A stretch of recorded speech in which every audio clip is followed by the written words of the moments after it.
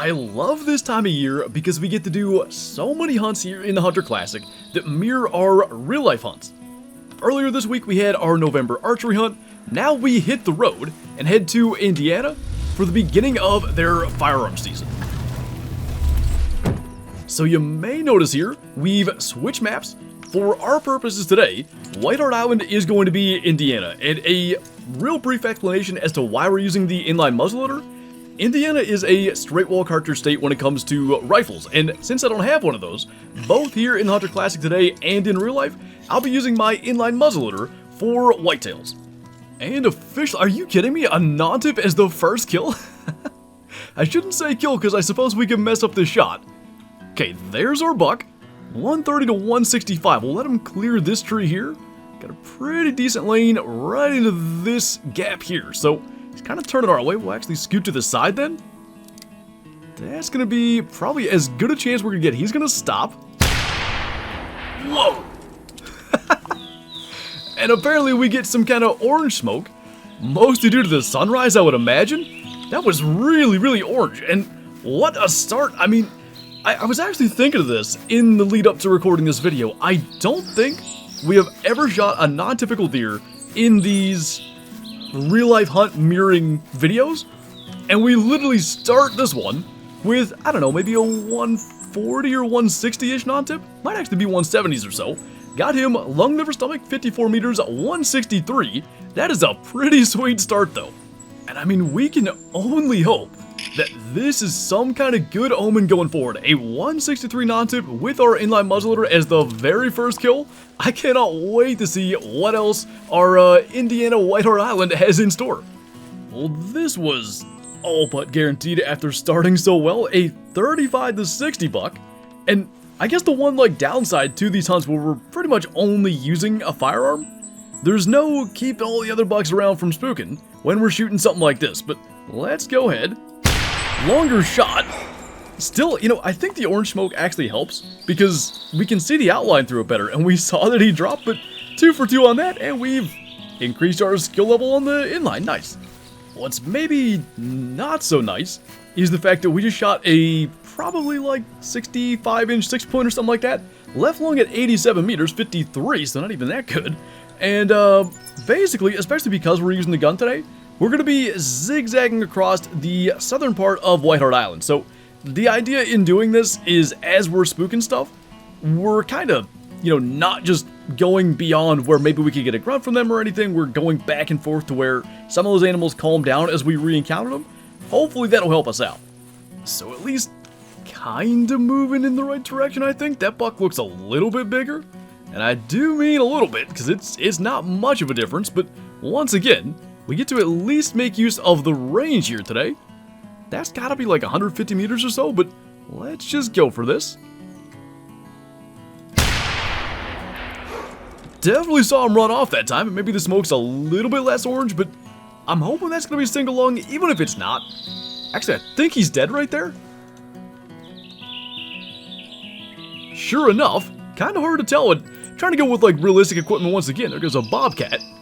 He's laying right up there by that rock. We got that marked. And now we've got a bit of a situation here. We have a track from a decently heavy whitetail buck that actually is pretty fresh.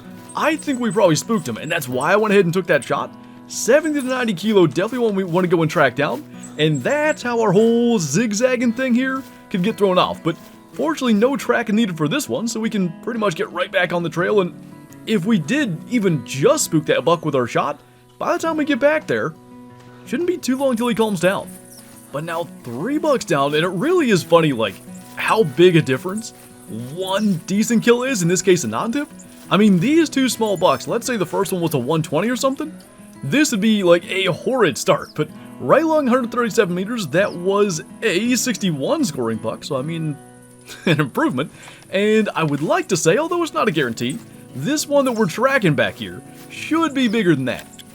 That took longer than it was supposed to, but finally caught up with our buck, and he's actually the first decent typical we've had. Oh yeah. Remember earlier where I would always reload the gun? This was why, and it's probably good that he's that far away. I think we're gonna be okay, but this'll take a second. Okay, So the question is, where did the buck get to? Maybe he's just standing in the same spot he was kind of behind the brush. I can't see him. There he is. Oh, I think he's onto us, so let's make this quick. Normally, oh, he's moving, so we should be fine. Normally, I want this kind of... Ooh, he dipped his head right when we shot, so I don't know where that hit. What an absolute mess with this one. Looks like he's dead there. So I am going to reload the gun this time, but as you crouch forward, I talk about this a lot, you'll get a stabilization boost over just sitting still and holding your breath. I have no idea why that's a thing, but it's really useful when you want to make sure you get a good shot and you can't just be prone due to brush or a hill or whatever it is. So, curious, did we shoot him in the head, or did he get his head out of the way? That's vital blood. So, heart, liver, stomach, and head and skull, so his head was indeed in the way, but fortunately that 45 Savage got through there. So, let's clear all these. I don't want to clear a zigzag because it's actually easy to, like, mark where we want to go. And 4, so we can fast travel right back to where we shot the other buck. I mean, I know we shot that non-tip, but there has to be a big buck out here somewhere. There are so many absolutely pathetic bucks. This guy's sneaking in amongst all these coyotes, and he's gonna scoot past that tree here, so let's just kind of sidestep. Would have been shocked if we didn't drop that one, and we can get to that buck before we can actually reload, so gonna make a point of saying that so we can actually remember to reload. And we have another like 50s whitetail, double lung, liver, and heart 58 score for that. If we combined all of them, I will once again say, this hunt would be terrible if it didn't start with a non-tip.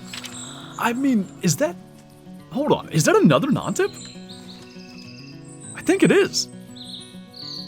It's, like, on par today.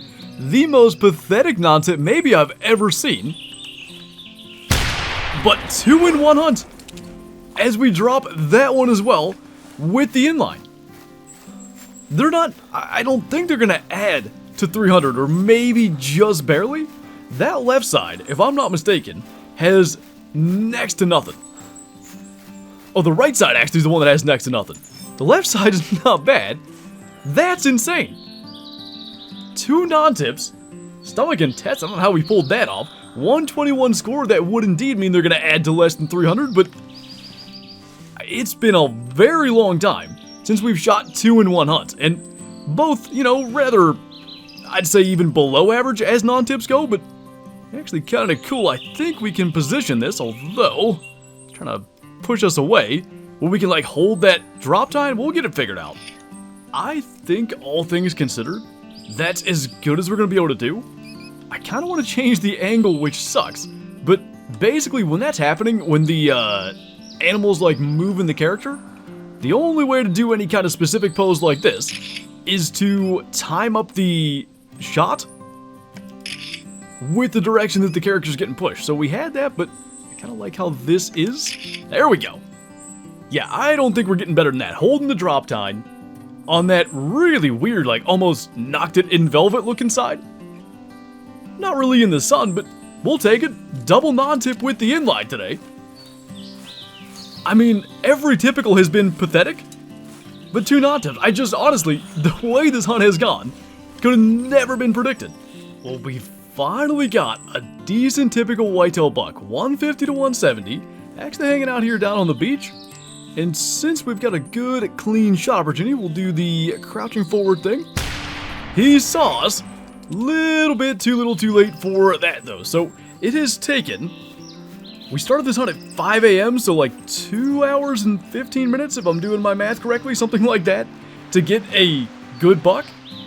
But, well, good typical buck. But we finally accomplished it all the way down here. So let's take a look. Actually a really nice frame, but I think he's a 6x6.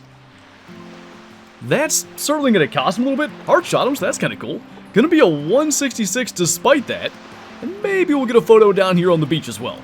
And you know, the only kind of downside is that we encountered this guy here and not one of our non-tips, because as far as lighting and stuff goes and like the backdrop, couldn't ask for a better spot for a trophy shot. So one final buck today.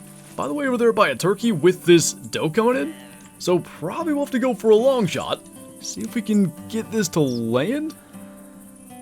If he's gonna keep walking straight, that should work. felt pretty decent about the placement, and in true inline muzzleloader fashion, no idea what happened. Oh, he's laying right there. Good deal. Honestly, like, I feel like a lot of these hunts where we've used the inline for last year's Indiana hunt or any other time, a lot of times it's single lung shots. We track deer that we shoot, let's say over 100 meters, at least a little bit. Today, this thing has done a really, really good job.